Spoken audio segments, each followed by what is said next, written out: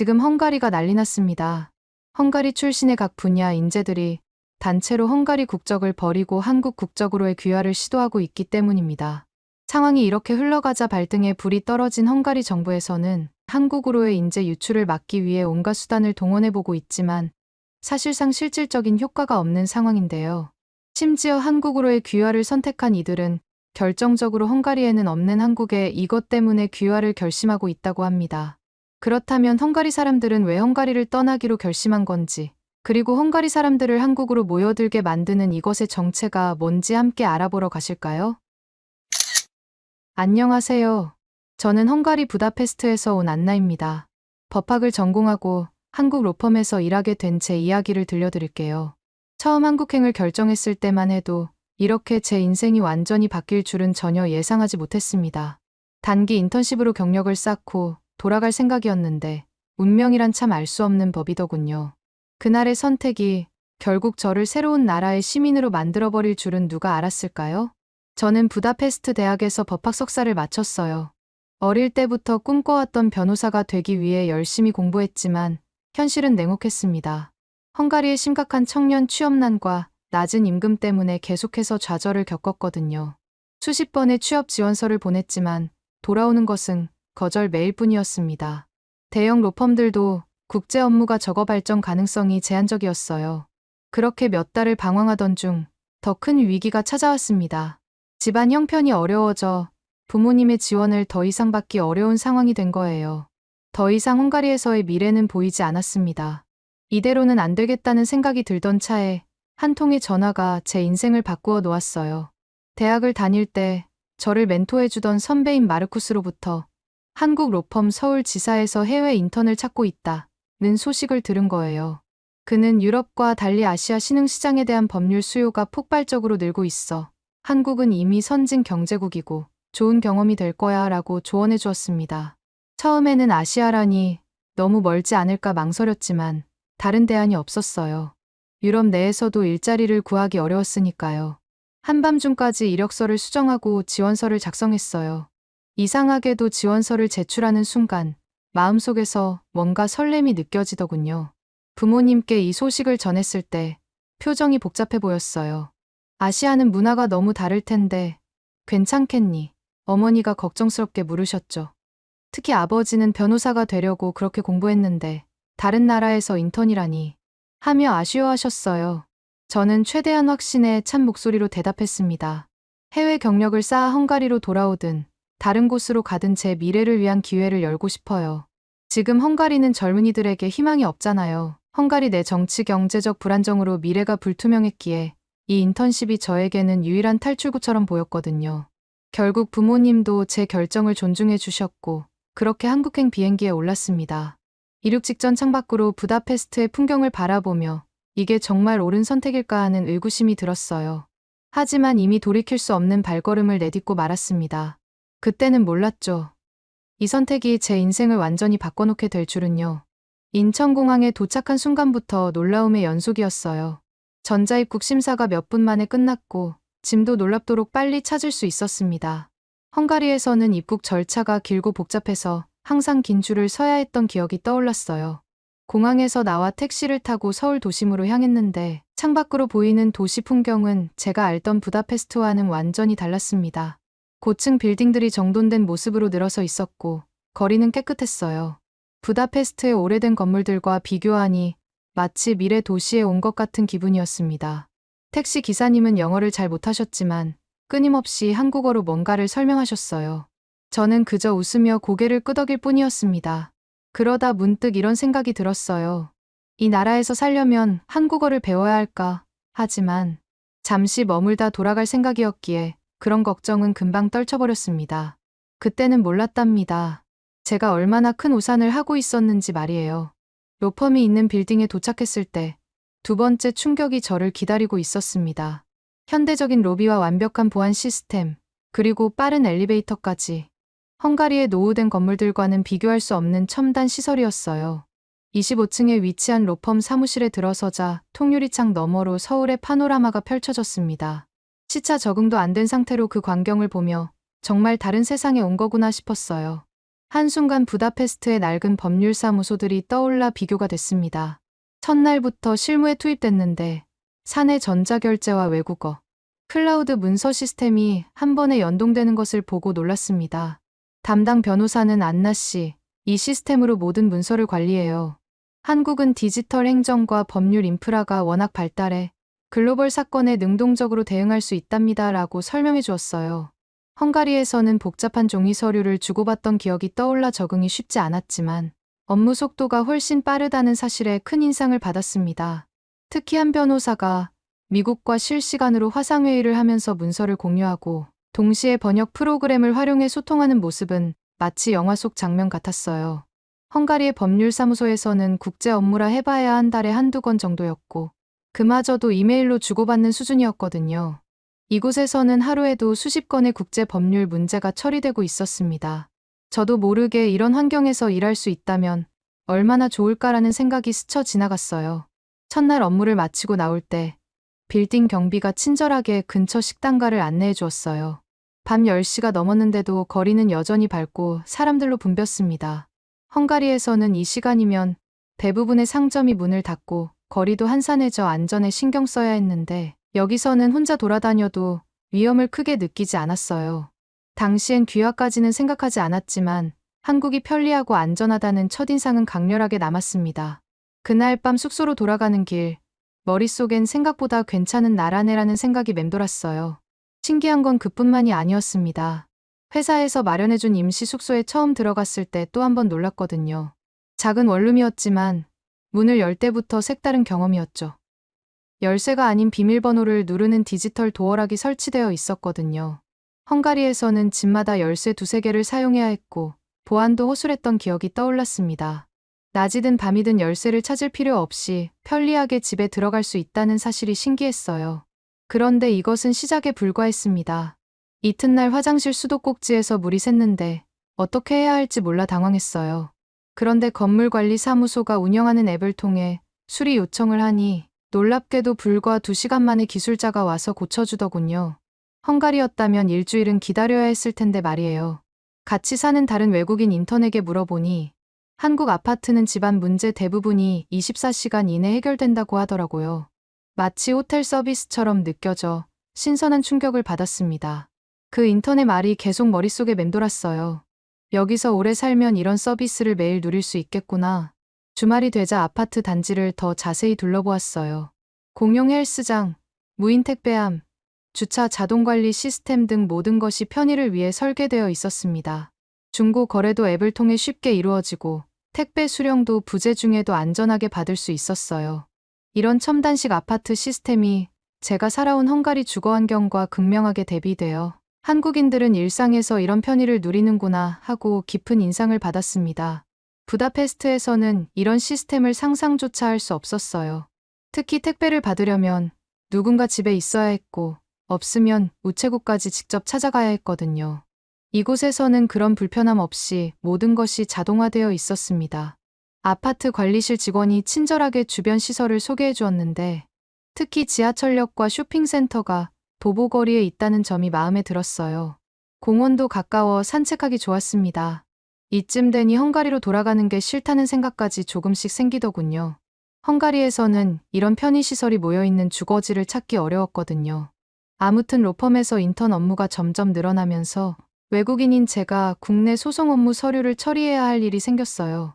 전자정부 포털에서 자격증명과 서류 발급이 단숨에 끝나는 것을 보고 이 정도 디지털 행정이면 헝가리 국민들도 부러워하겠다고 생각했습니다. 자국에서 출생증명서 하나 떼려면 관공서를 여러 번 오가야 했던 기억이 선명하게 떠올랐어요. 한 번은 출생증명서를 떼러 관공서에 3번이나 방문했던 적이 있었는데 그때마다 서류가 미비하다며 돌려보내곤 했거든요. 그런데 여기서는 클릭 몇 번으로 모든 것이 해결되는 거 아니겠어요? 특히 인상적이었던 것은 공무원 연금 관련 소송 업무였습니다. 사내 의뢰 중 하나가 공무원 연금 소송이었는데 연금 제도가 체계적으로 운영되는 서류를 보며 놀랐어요. 헝가리는 공무원 인력 부족과 부서 간 혼선이 커서 이런 자료가 즉시 제공되지 않았거든요. 한국이 행정 효율로 막대한 사회적 비용을 절감하는 것을 체감하며 이 나라가 선진국인 이유를 알겠다고 생각했습니다. 그리고 무엇보다 행정 시스템의 투명성이 법률 업무에 얼마나 큰 도움이 되는지 몸소 느꼈어요. 담당 변호사는 저의 업무 처리 능력을 높이 평가했고 점차 더 많은 책임을 맡기기 시작했습니다. 어느 날은 한국 기업과 유럽 기업 간의 계약서 번역 업무를 맡게 됐는데 제 헝가리어와 영어 실력이 큰 도움이 됐어요. 그런 과정에서 로펌의 핵심 멤버들과 친분을 쌓을 수 있었고 인정도 함께 받기 시작했습니다. 불과 몇 주 사이에 저는 단순한 인턴이 아닌 팀의 필수 인력으로 자리 잡아가고 있었어요. 그러던 중 대표 변호사님이 저를 사무실로 불러 의미심장한 말씀을 하셨어요. 안나 씨, 외국인도 국내 변호사 자격을 취득하면 이런 서류 접근이나 소송 대리권에 제약이 없어요. 생각해 보셨나요? 그 말은 단순한 제안 이상으로 제 마음에 와닿았습니다. 알고 보니 국적이 달라도 취업은 가능하지만 정식 변호사로 활약하려면 헝가리 국적으로는 까다로운 단계가 더 있더라고요. 그때부터 내 커리어를 진짜 키우려면 한국 국적이 훨씬 낫겠구나 하는 생각이 들기 시작했습니다.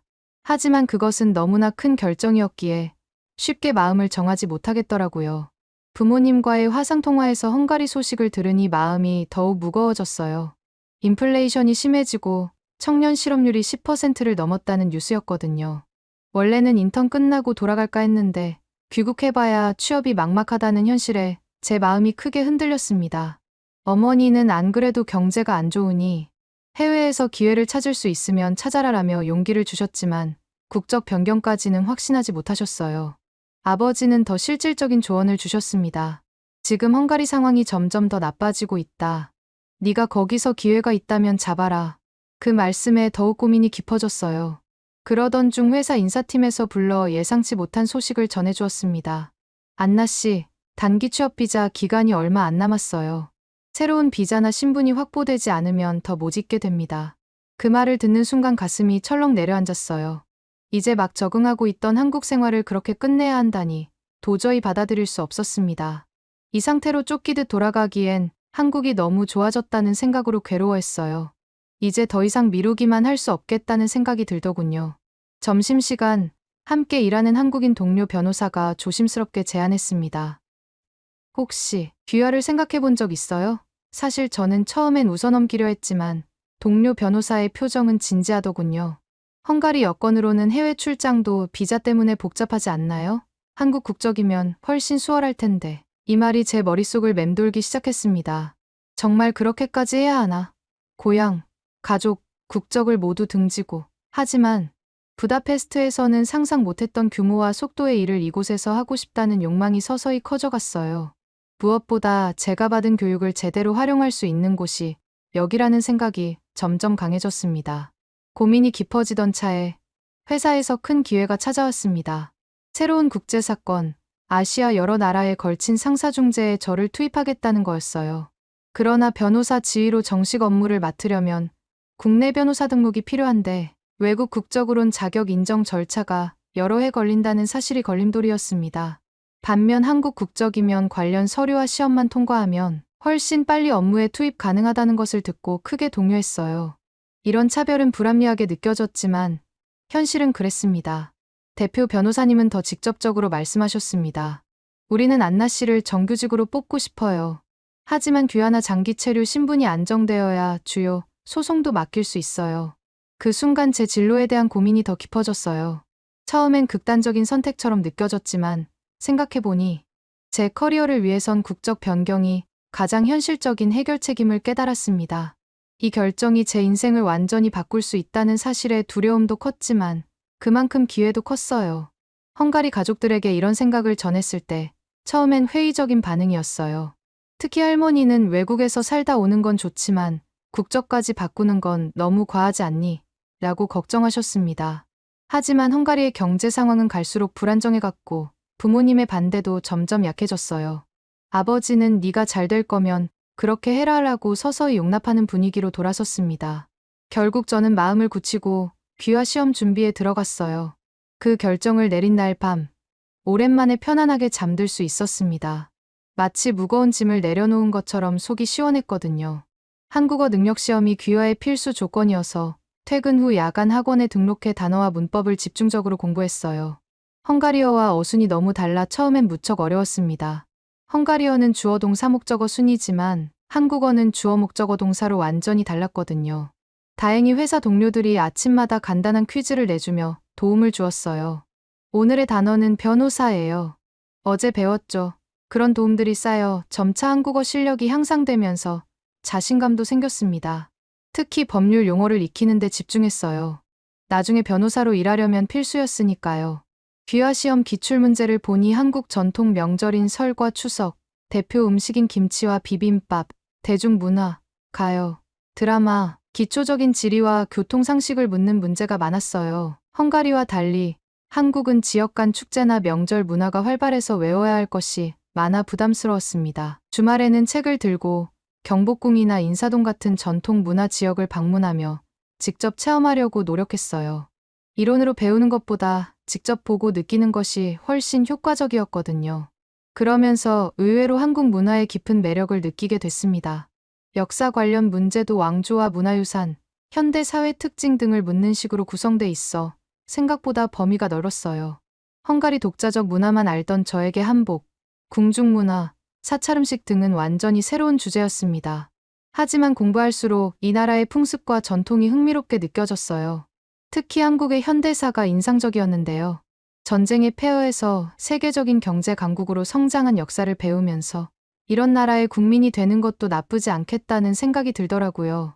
그러던 어느 날 회사에서 갑작스러운 소식이 전해졌어요. 동남아 중재권의 현장 조사를 위해 저를 임시로 파견할 의향이 있다는 거였습니다. 엄청난 기회였지만 큰 걸림돌이 있었어요. 헝가리 여권으로는 별도의 비자나 승인 절차 때문에 시간이 오래 걸려 출장 시점에 맞추기 어렵다는 점이었죠. 이것이 귀화를 더 서둘러야겠다는 실질적 동기가 됐습니다. 그런데 정작 다음 시험이 한 달 뒤에나 있다는 거 아니겠어요? 만약 그것도 놓치면 체류 기간 만료와 함께 무조건 귀국해야 했기에 초조함이 극에 달했습니다. 회사 측에서도 인사팀을 통해 관할 부처에 연락을 해봤지만 시험 일정 자체가 빡빡하다는 답변만 돌아왔어요. 모든 희망이 사라지는 것 같았습니다. 밤마다 악몽에 시달렸고 식욕도 떨어졌어요. 이대로 모든 것을 포기하고 헝가리로 돌아가야 하나 하는 생각에 우울해지기까지 했죠. 그런데 뜻밖의 도움이 찾아왔어요. 회사의 한 변호사가 시험 관련 부서에 지인이 있다며 취소 인원이 발생할 경우 제가 대체로 들어갈 수 있도록 노력해주겠다고 했습니다. 저는 크게 기대하지 않았지만 그래도 한 줄기 희망이 생긴 것 같아 감사했어요. 며칠 후 저는 어떤 연락을 받고 깜짝 놀랄 수밖에 없었는데요. 기적처럼 시험 일정 변경이 가능하다는 거 아니겠어요? 진짜 이때는 세상 모든 게 다 아름다워 보이더군요. 그렇게 하루하루 시험 날짜가 다가올수록 긴장은 높아졌습니다. 그런데 시험 전날 로펌의 중요한 계약서, 교정 작업이 급히 들어왔어요. 팀원 모두가 밤늦게까지 남아 일했고 저 역시 도울 수밖에 없었습니다. 헝가리였다면 왜 인턴이 야근까지 하냐며 불평했겠지만 여기서는 모두가 함께 열심히 일하는 분위기라 돕는 게 맞겠더라고요.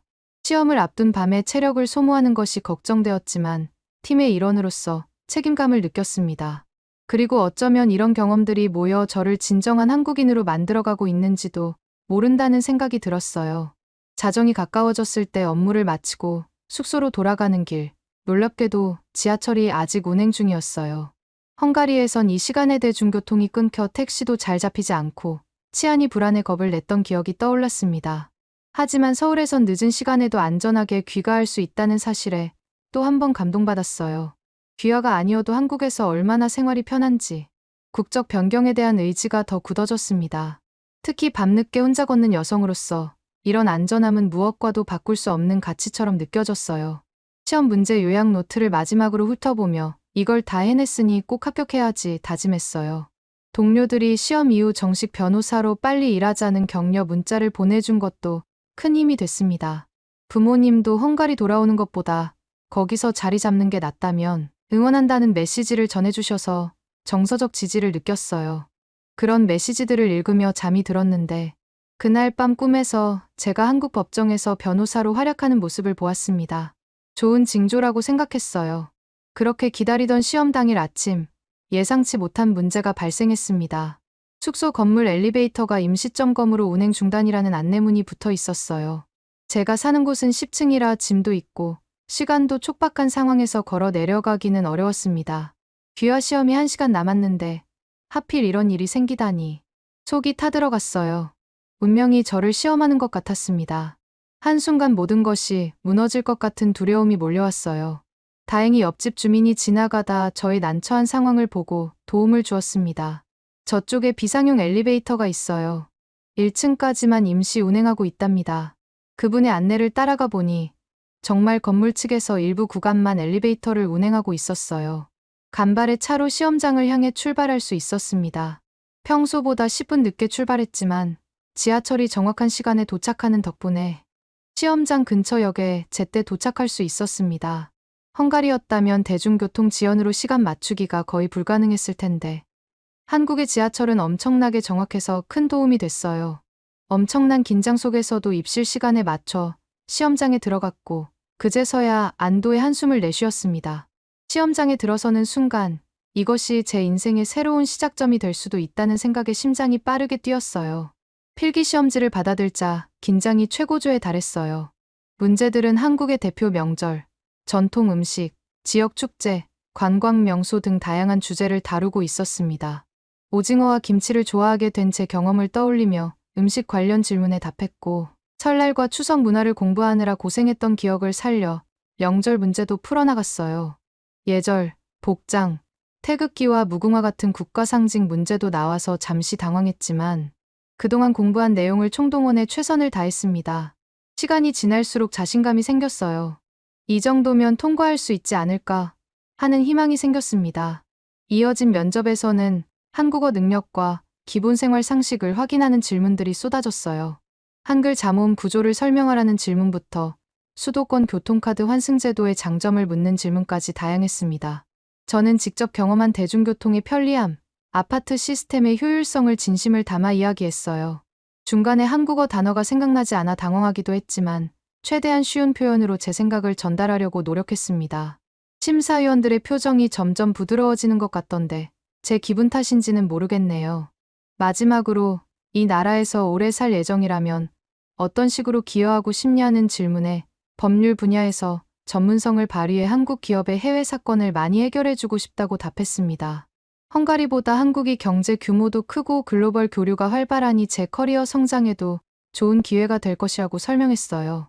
면접관이 고개를 끄덕이는 것 같았지만 확신은 없었습니다. 시험장을 나오면서 과연 합격할 수 있을까? 불안감과 최선을 다했으니 괜찮을 거야 라는 생각으로 스스로를 다독여줬죠. 결과 발표까지 보통 3, 4주가 걸린다고 했는데 회사에서는 제 체류 기간이 얼마 남지 않아 걱정이 컸습니다. 저 역시 혹시 결과가 늦게 나와 불법 체류자가 될까봐 초조했어요. 로펌 인사팀이 관계기관에 협조 요청을 했지만 확답은 얻기 어려웠습니다. 시험 통과만 한다면 모든 게 해결될 텐데 하는 마음으로 하루하루를 보냈어요. 그 기간 동안 업무에 더욱 집중하려고 노력했지만 자꾸만 생각이 시험 결과로 흘러갔습니다. 밤에는 꿈에서도 시험 장면이 반복됐어요.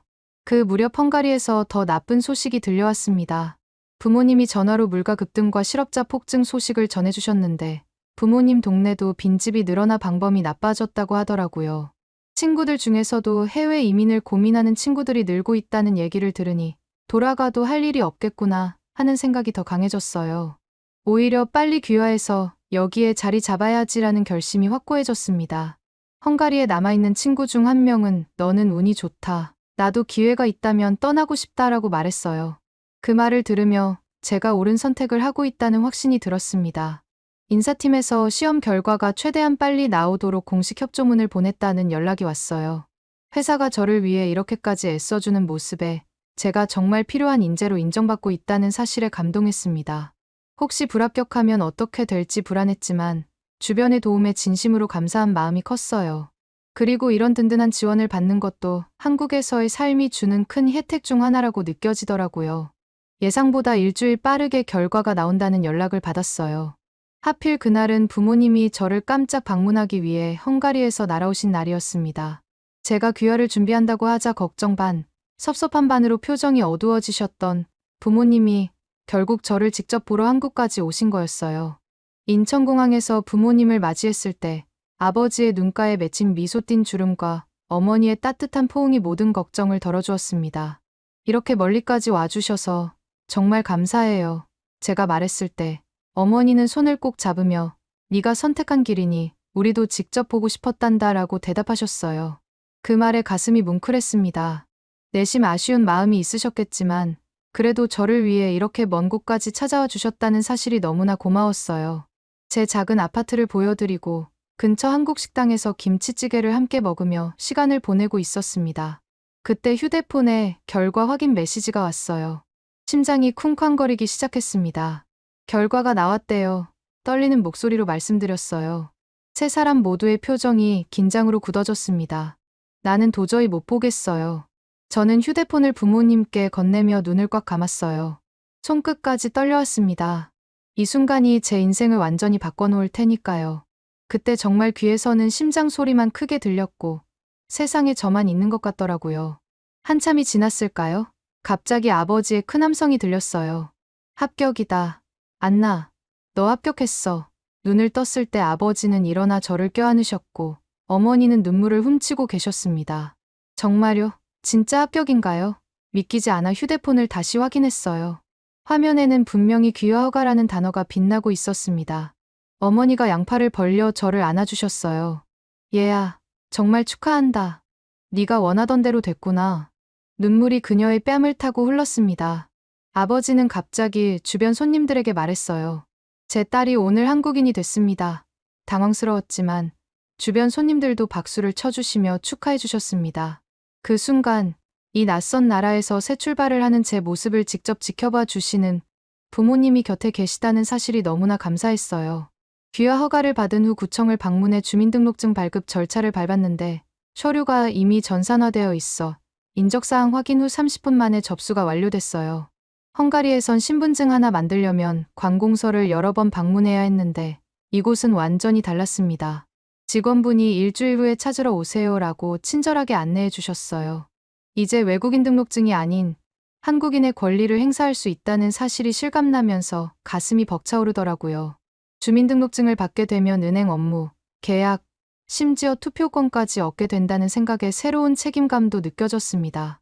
회사에 통보하니 대표가 정규직 변호사 과정 서류를 즉시 진행하라고 지시했고 제 사무실 자리도 더 넓은 곳으로 옮겨주었습니다. 해외 출장이나 국내 대리 업무, 그리고 아파트 임대와 대출 등 모든 면에서 길이 열릴 거라는 설명을 듣고 가슴이 두근거렸어요.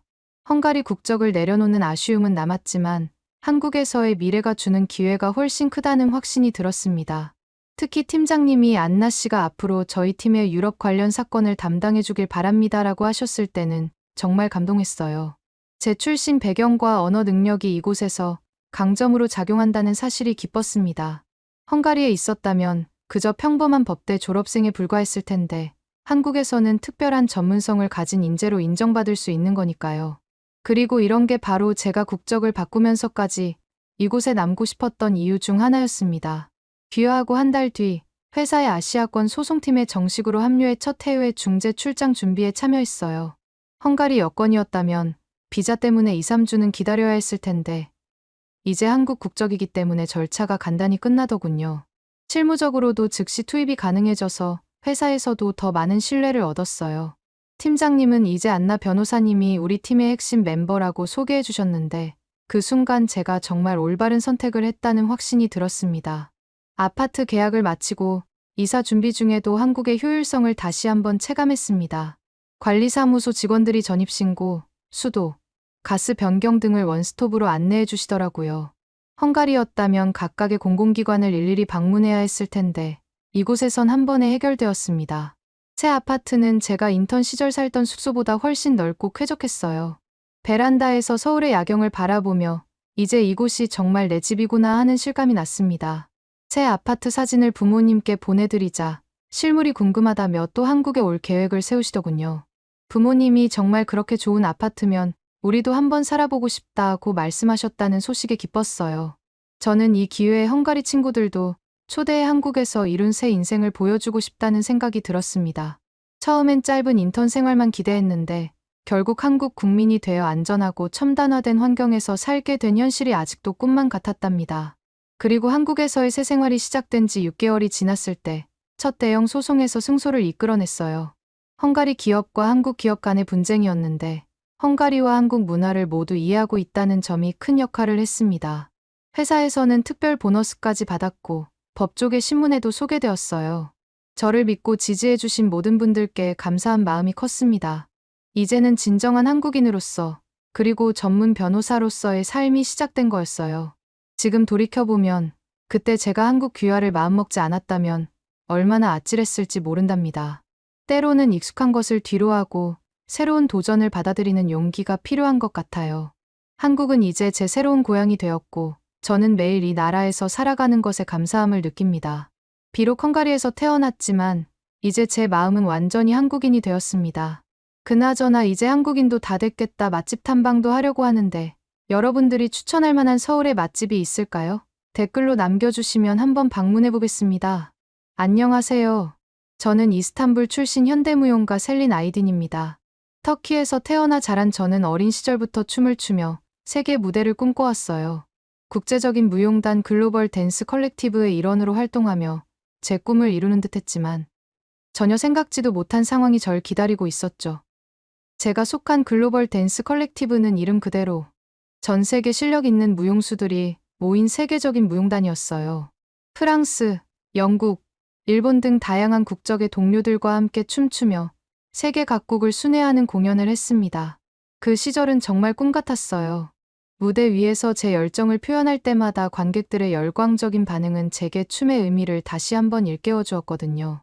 그러나 2021년 초 무용단의 북미 투어가 결정되면서 저에게 처음으로 현실의 벽이 드러났습니다. 우리는 뉴욕, 토론토, 로스앤젤레스 등 주요 도시에서 공연할 예정이었고 그 중에서도 뉴욕 링컨센터 공연은 제 경력에 있어 정말 중요한 기회였어요. 모든 팀원들이 설레는 마음으로 준비를 시작했지만 비자 신청 과정에서 저만 유독 어려움을 겪기 시작했습니다. 무용단 행정팀에서 알려준 소식은 충격적이었어요. 셀린 씨, 미국 비자 발급이 지연되고 있어요. 다른 멤버들은 이미 승인이 났는데 셀린 씨만 승인이 안 나네요. 행정팀장의 목소리에서 걱정이 느껴졌습니다. 제 동료들은 대부분 프랑스, 영국, 일본 등 비자 면제 프로그램 국가 출신이었기에 미국 입국이 상대적으로 간단했던 거예요. 하지만 터키 여권을 가진 저는 복잡한 비자 절차를 거쳐야만 했습니다. 날이 갈수록 상황은 나아질 기미가 보이지 않았어요. 미국 대사관 예약은 이미 몇 달으로 밀려 있었고 급행 서비스도 불가능했습니다. 결국 디렉터가 저를 불러 말했죠. 셀린, 정말 미안하지만 뉴욕 공연에는 참여하기 어려울 것 같아. 다른 무용수로 대체할 수밖에 없어. 그 순간 느꼈던 좌절감은 말로 표현하기 어려웠어요. 제 실력이나 노력이 아닌 단지 제가 가진 여건 때문에 기회를 놓치게 된 현실이 너무나 비참했습니다. 동료들이 뉴욕으로 떠나는 날, 저는 홀로 숙소에 남아 훌쩍거리면서 울 수밖에 없었어요. 게다가 이런 일이 처음은 아닐 거라는 불길한 예감이 들었죠. 그로부터 몇 주 후, 저희 무용단은 아시아 투어의 일환으로 한국 서울에서 공연하게 되었어요. 솔직히 말하면 당시 저는 한국에 대해 많이 알지 못했습니다. 단지 K-팝 드라마로 유명한 나라라는 정도만 알고 있었죠. 하지만 서울에 도착한 순간부터 저는 계속해서 놀라운 경험들을 했어요. 인천공항에 도착했을 때 첫인상부터 달랐습니다. 깨끗하고 효율적인 시스템, 친절한 직원들, 그리고 무엇보다 출입국 절차가 놀라울 정도로 빠르고 간편했어요. 공항에서 서울 시내로 이동하는 동안 보게 된 발전된 도시 경관과 질서 있는 모습에 또 한 번 놀랐습니다. 이런 첫인상은 머무는 동안 계속해서 이어졌어요. 서울에서의 공연은 대성공이었습니다. 한국 관객들의 뜨거운 반응과 깊은 이해도는 저희 모두를 감동시켰어요. 공연 후에는 현지 무용가들과의 교류 시간도 있었는데 그곳에서 제 인생을 바꿀 한 사람을 만났습니다. 한국의 현대무용가 박지원 선생님이었죠. 지원 씨는 뛰어난 실력과 국제적인 감각을 가진 무용가였어요. 우리는 즉시 예술적 공감대를 형성했고 함께 짧은 즉흥 공연을 선보이기도 했습니다. 그녀와 대화를 나누면서 한국의 문화와 예술에 대해 더 많은 것을 배우게 되었어요. 그리고 한 대화가 제 마음을 흔들어 놓았습니다. 다음 달에 파리에서 열리는 워크숍에 참여할 예정이에요. 지원 씨가 가볍게 말했어요. 와, 멋지네요. 비자 준비는 다 됐나요? 제가 자연스럽게 물었습니다. 비자요? 한국 여권만 있으면 프랑스를 포함한 많은 국가에 무비자로 갈 수 있어요. 그냥 가고 싶을 때 티켓만 끊으면 되죠. 그 순간 제가 얼마나 부러웠는지 아시나요? 지원 씨에게는 당연한 일이었겠지만 터키 여권을 가진 저에게는 상상할 수 없는 자유였습니다. 지원 씨 말로는 한국 여권으로 192개국을 무비자로 방문할 수 있다고 하더군요. 그에 비해 제가 가진 터키 여권으로는 단 72개국밖에 무비자 입국이 불가능했습니다. 한국에서의 시간은 너무 빨리 지나갔고 저희 무용단은 다음 일정을 위해 떠나야 했어요. 하지만 서울을 떠나는 비행기 안에서도 제 머릿속은 지원 씨와의 대화로 가득 찼습니다. 한국의 문화와 예술에 대한 관심, 그리고 자유롭게 세계를 누빌 수 있는 한국 여권에 대한 부러움이 제 마음속에 강하게 남았어요. 그리고 저는 그때 미처 깨닫지 못했지만 이게 제 인생의 중요한 터닝포인트가 되고 있었습니다. 그때까지만 해도 제가 서울에 다시 돌아오게 될 줄은 몰랐으니까요. 서울에서 돌아온 지 얼마 지나지 않아 무용단은 남미 투어를 준비하기 시작했어요. 브라질, 아르헨티나, 칠레 등 주요 도시에서 공연할 예정이었습니다. 하지만 불안한 예감은 곧 현실이 되었어요. 또다시 비자 문제가 불거진 것이었습니다. 셀린, 브라질과 아르헨티나 비자 신청을 지금 바로 시작해야 해요. 처리 기간이 최소 한 달이 넘게 걸린다고 해요. 행정팀장의 메일을 받았을 때 이미 제 가슴은 무거워져 있었습니다. 다른 동료들은 대부분 무비자로 입국이 가능했고 일부는 도착 비자를 받을 수 있었지만 터키 여권으로는 사전에 비자를 발급받아야 했어요. 매번 비자를 신청할 때마다 많은 서류를 준비해야 했고 높은 수수료도 부담해야 했습니다. 때로는 대사관까지의 이동을 위해 다른 도시로 가야 하는 경우도 있었어요. 이런 과정이 반복될수록 저는 좌절감을 느꼈습니다. 무용수로서의 제 능력이 아닌 여권 한 장이 제 경력을 결정짓는다니 너무 억울할 것 같지 않나요? 결국 브라질 비자는 간신히 받았지만 아르헨티나 비자는 공연 일정에 맞춰 발급되지 않았습니다. 또다시 저는 중요한 공연에서 빠져야 했어요. 디렉터는 저를 사무실로 불러 솔직하게 말했습니다. 셀린, 너의 실력은 의심할 여지가 없어. 하지만 계속되는 비자 문제로 주요 공연에 캐스팅하기가 점점 어려워지고 있어. 무용단으로서는 공연 일정과 완성도를 고려할 수밖에 없거든. 디렉터의 말은 공감이 갔어요. 하지만 그 말이 제 가슴에 깊은 상처를 남겼습니다. 제가 아무리 노력해도 바꿀 수 없는 현실에 부딪히는 느낌이었으니까요. 그날 밤 숙소로 돌아와 저는 오랜 시간 생각에 잠겼어요. 이대로는 제 꿈을 계속 좇을 수 없다는 것을 깨달았습니다. 변화가 필요했어요. 그때 제 휴대폰에 메시지가 도착했습니다. 한국에서 만났던 지원 씨였어요. 셀린, 서울에서 열리는 국제현대무용 페스티벌에 당신을 솔로 공연자로 초청하고 싶어요. 관심 있으신가요? 메시지를 읽는 순간 제 가슴이 뛰기 시작했습니다. 아직 무용단과의 계약이 남아있었지만 이것은 분명 놓치고 싶지 않은 기회였어요. 디렉터와 상의 끝에 2주간의 휴가를 얻어 서울행 비행기에 올랐습니다. 한국으로 향하는 비행기 안에서 저는 이상하게도 설렘과 기대감을 느꼈어요. 마치 무언가 중요한 일이 일어날 것 같은 예감이 들었습니다. 서울에 도착하여 지원 씨의 도움으로 페스티벌 준비를 시작했어요. 한국의 현대무용 환경은 제가 경험했던 어느 곳보다 개방적이고 창의적이었습니다. 제가 준비한 솔로 공연은 터키 전통춤의 요소와 현대무용을 접목한 작품이었어요. 공연 당일, 한국 관객들의 뜨거운 반응은 제 예상을 훨씬 뛰어넘었습니다. 공연이 끝난 후, 한 중년 남성분이 저를 찾아왔어요. 안녕하세요. 저는 국립현대무용단의 예술감독 김민준입니다. 오늘 공연이 정말 인상적이었습니다. 이어서 민준 씨의 입에서 나온 말에 저는 귀를 의심할 수밖에 없었습니다.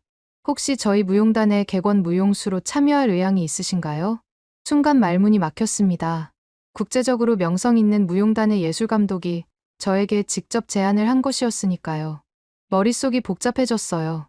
글로벌 댄스 컬렉티브와의 계약은 어떻게 할지, 새로운 나라에서의 생활이 가능할지 등 많은 생각이 스쳐 지나갔습니다. 하지만 한편으로는 이것이 제 인생의 새로운 기회가 될 수도 있겠다는 생각이 들었어요. 생각해볼 시간을 주시겠어요? 제가 조심스럽게 물었습니다.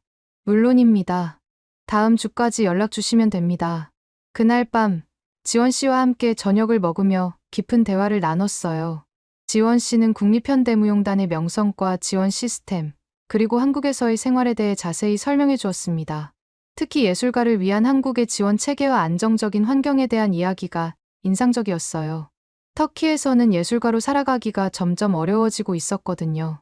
그리고 무엇보다 셀린 씨가 경험했던 비자 문제도 훨씬 줄어들 거예요. 한국은 예술가들의 활동을 적극 지원하니까요. 지원 씨의 말에 제 귀가 솔깃해졌습니다. 일주일간의 고민 끝에 저는 용기 있는 결정을 내렸어요. 글로벌 댄스 컬렉티브에 사직 의사를 전하고 국립현대무용단과 1년 계약을 맺기로 했습니다. 디렉터는 섭섭해했지만 제 상황을 이해해 주었어요. 셀린, 당신의 재능은 어디서든 빛날 거야. 새로운 길에 행운이 함께하길 바래. 2022년 4월, 저는 모든 짐을 정리하고 서울로 향했습니다. 새로운 시작에 대한 기대와 두려움이 공존했어요. 처음에는 언어 장벽과 문화적 차이로 적응하기 어려웠습니다. 한국어는 터키어나 영어와 완전히 달랐고 일상생활의 작은 부분들도 낯설게 느껴졌어요. 하지만 다행히도 무용이라는 공통 언어가 있었습니다. 춤을 추는 순간만큼은 모든 장벽이 사라졌어요. 국립현대무용단의 동료들은 저를 따뜻하게 맞아주었고 지원 씨는 문화적 가이드 역할을 해주었습니다. 점차 한국 생활에 적응해가면서 저는 한국이라는 나라에 스며드는 느낌을 받았답니다. 터키와 비교했을 때 한국의 예술 지원 시스템은 놀라울 정도로 체계적이었습니다. 안정적인 급여, 우수한 연습시설, 의료보험까지 모든 것이 갖춰져 있었어요. 공연장의 최신 장비와 기술적 지원은 제가 더 나은 작품을 만들 수 있는 토대가 되었습니다. 무엇보다 놀라운 것은 일상생활의 편리함이었어요. 24시간 안전한 도시, 효율적인 대중교통, 빠른 인터넷, 편리한 배달 서비스까지 모든 것이 최적화되어 있었습니다. 이런 환경 덕분에 저는 예술적 창작에 더 집중할 수 있었어요. 국립현대무용단에서의 활동이 6개월쯤 지났을까요? 저는 한국 무용 기법과 터키 전통, 춤을 결합한 새로운 스타일을 발전시키기 시작했습니다. 이 독특한 융합이 한국 무용계에서 주목받기 시작했어요. 한국 공영방송의 예술 프로그램에 출연하게 되었고, 터키에서 온 무용수로 미디어에 관심을 받았습니다. 성공적인 활동에도 불구하고 여전히 한 가지 문제가 남아 있었어요. 국립현대무용단이 국제 투어를 준비할 때마다 저는 비자 문제로 고민해야 했습니다. 터키 여권은 여전히 제 발목을 잡았어요. 특히 2023년 초, 무용단이 세계 10개국 투어를 계획했을 때 상황은 더욱 복잡해졌습니다. 셀린 씨, 투어 국가 중 캐나다와 호주는 비자 발급에 시간이 많이 걸린다고 해요. 최대한 빨리 준비를 시작하는 게 좋을 것 같아요. 행정팀장의 조언에 저는 또다시 압박감을 느꼈습니다. 다른 단원들은 대부분 무비자로 갈 수 있는 국가였기에 저 때문에 전체 일정이 불안정해질 수 있다는 사실이 부담스러웠어요. 예상대로 캐나다와 호주 비자 발급이 지연되었고 투어 일정이 위협받는 상황이 발생했습니다. 김 감독은 저를 배려해 일정을 조정하려 했지만 제 마음은 무거웠어요. 저 하나 때문에 무용단 전체가 어려움을 겪는 것이 너무 미안했습니다. 셀린 씨, 걱정하지 마세요. 우리는 팀이니까요. 함께 해결해 나갈 거예요. 김 감독의 따뜻한 위로에도 불구하고 저는 근본적인 해결책이 필요하다고 느꼈어요. 이런 상황이 계속된다면 제 경력뿐만 아니라 함께 일하는 동료들에게도 부담이 될 것이 분명했습니다. 그러던 어느 날 지원 씨가 흥미로운 제안을 했어요. 셀린, 한국에서 장기적으로 활동할 계획이라면 영주권을 고려해봐야 하지 않을까. 예술 분야 특별공헌자로 신청하면 가능성이 높을 것 같은데 영주권이라는 단어가 제 머릿속을 맴돌았습니다. 한국에서의 생활이 이미 1년이 넘었고 이곳에서의 미래를 진지하게 고민하게 된 시점이었어요. 무엇보다 한국 생활에 적응하면서 한국에 대한 애정도 커지고 있었습니다. 지원 씨의 도움으로 영주권에 대해 알아보는 과정에서 더 놀라운 정보를 접하게 되었어요. 셀린, 영주권을 넘어 한국 국적을 취득하면 미개국을 무비자로 방문할 수 있어. 세계 최고 수준의 여권 파워지. 그 순간 제 심장이 빠르게 뛰기 시작했습니다. 한국 국적이라니 처음에는 생각해보지 않았던 가능성이었어요. 하지만 생각할수록 매력적인 선택지로 다가왔습니다. 세계를 자유롭게 다니며 예술 활동을 할 수 있다는 것. 그것은 제가 오랫동안 꿈꿔왔던 이상적인 상황이었으니까요. 하지만 결정을 내리기 전에 다른 가능성도 알아보기로 했어요. 미국, 캐나다, 유럽 국가들의 이민 정책을 조사했지만 결과는 실망스러웠습니다.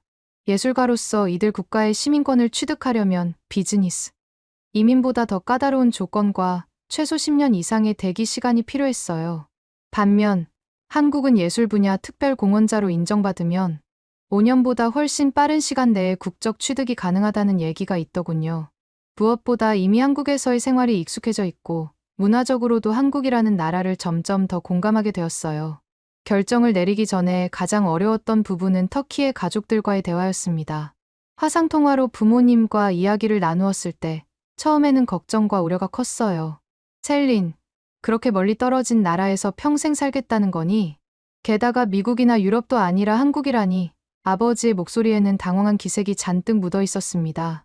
저는 한국에서의 제 생활, 안전하고 효율적인 환경, 예술가로서의 성장 가능성, 그리고 무엇보다 세계를 자유롭게 다닐 수 있는 기회에 대해 설명했어요. 특히 한국 여권의 강력한 파워가 제 경력에 얼마나 중요한지를 강조했습니다. 매번 비자 때문에 공연 기회를 놓치는 일이 없을 거예요. 더 이상 제 여권 때문에 제 꿈이 제한받지 않을 거고요. 제 진심이 전해졌는지 부모님의 표정이 조금씩 변화하기 시작했습니다. 몇 번의 화상통화 끝에 가족들도 점차 제 선택을 이해하고 지지해주기 시작했어요. 네가 행복하다면 그것이 우리에게 가장 중요한 거야. 어머니의 말에 제 눈에 눈물이 고였습니다. 그렇게 2023년 여름, 저는 한국에서 5년간의 활동 성과를 인정받아 영주권 신청 자격을 얻었어요. 한국어 능력 시험 준비와 필요한 서류를 모으는 과정은 쉽지 않았지만 목표가 있었기에 열심히 준비했습니다. 영주권 취득 준비 과정에서 한국 사회에 대한 이해도가 더욱 깊어졌어요. 한국의 역사, 문화, 사회 구조를 배우면서 이 나라에 대한 애정도 더 커졌습니다. 특히 한국이 짧은 기간에 문화 강국으로 성장한 역사는 저에게 큰 영감을 주었어요. 그리고 마침내 2023년 말, 제 손에 영주권 카드가 쥐어졌습니다. 그 순간의 기쁨은 말로 표현하기 어려웠어요. 온 세상을 제 손에 쥔 것 같았답니다. 영주권 취득 후, 저는 국제적으로 더 활발한 활동을 펼치기 시작했습니다.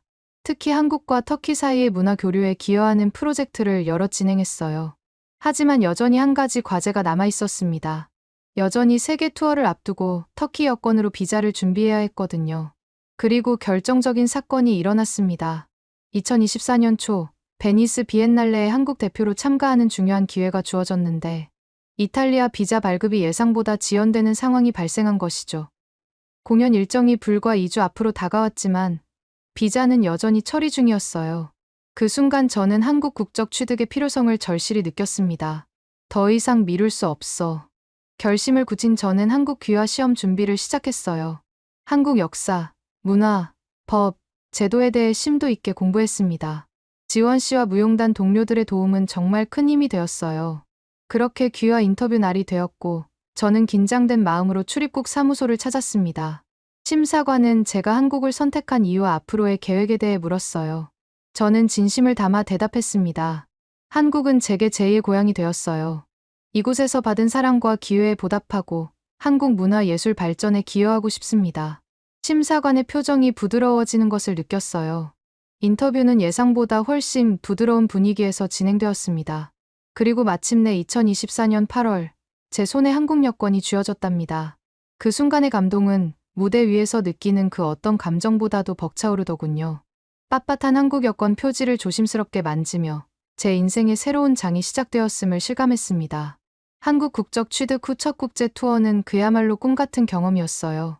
192개국을 자유롭게 방문할 수 있는 특권을 누리며 비자 걱정 없이 오직 예술에만 집중할 수 있었으니까요. 공항에서 출입국 심사를 받을 때마다 한국 여권을 내밀면서 얼마나 뿌듯했는지 모른답니다. 공연이 대성공리에 끝난 후 한 기자가 인터뷰를 요청했습니다. 당신은 원래 터키 출신인데 왜 한국 국적을 선택했나요? 그 질문에 저는 망설임 없이 대답했어요. 세계를 자유롭게 누비며 예술을 펼칠 수 있게 해준 한국 여권은 제 인생과 예술, 활동의 문을 활짝 열어주었어요. 한국인이 된 것이 제 인생에서 가장 현명한 선택이었습니다. 이 인터뷰는 전 세계 예술인들 사이에서 화제가 되었고 한국 국적에 대한 관심이 폭발적으로 증가했어요. 특히 여권의 제약으로 어려움을 겪는 예술가들로부터 많은 연락을 받았답니다. 그럴 때마다 저는 항상 말해요. 고민하는 사이에 한국 국적을 따는 게 이득이라고 말이죠. 그나저나 여러분들은 어떨 때 한국인이라는 사실이 가장 자랑스러우신가요? 오늘의 사연은 어떠셨나요? 오늘의 사연이 마음에 드셨다면 좋아요만 한번 눌러주세요. 1초밖에 안 걸리지만 좋아요를 한번 눌러주시면 더 좋은 사연을 소개해드리는데 큰 힘이 된답니다. 긴 영상 시청해주셔서 감사합니다. 오늘도 행복한 하루 보내세요.